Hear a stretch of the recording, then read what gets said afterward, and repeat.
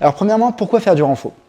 Premièrement, le renforcement peut induire une réduction de la douleur chez les patients, notamment les patients qui ont une tendinopathie, ça vous le savez, grâce à l'isométrique. Et c'est le premier papier, d'Ebony Rio, qui a documenté ça. La prescription de base, c'était 5 fois 45 secondes d'isométrique sur les tendinopathies de l'apex au niveau de la rotule, à 70% de la force maximale volontaire, donc quand même lourd.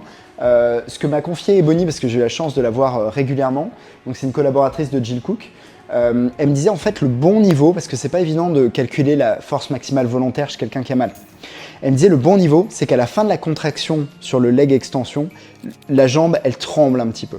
On arrive dans une certaine fatigue musculaire. C'est ça le bon niveau de sollicitation. Avec une récupération de 2 minutes dans l'étude, donc 5 fois 45 secondes, entrecoupé de 2 minutes de récup.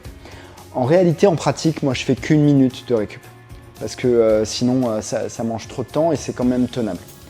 Donc, pourquoi faire du renforcement? Premièrement, parce que ça peut créer une analgésie chez certains patients, notamment avec l'isométrique.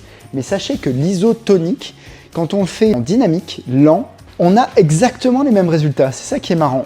Si et seulement si, le temps sous tension est le même. C'est-à-dire que si pendant 45 secondes, vous faites du lent concentrique-excentrique, ben en fait, vous aurez la même analgésie. Ce qui est important, c'est que la vitesse soit lente et que le temps sous tension soit important. Ça veut dire que quand vous voyez des gens qui font ça dans leur renfo, ça sert à rien parce que le temps sous tension n'est pas suffisant.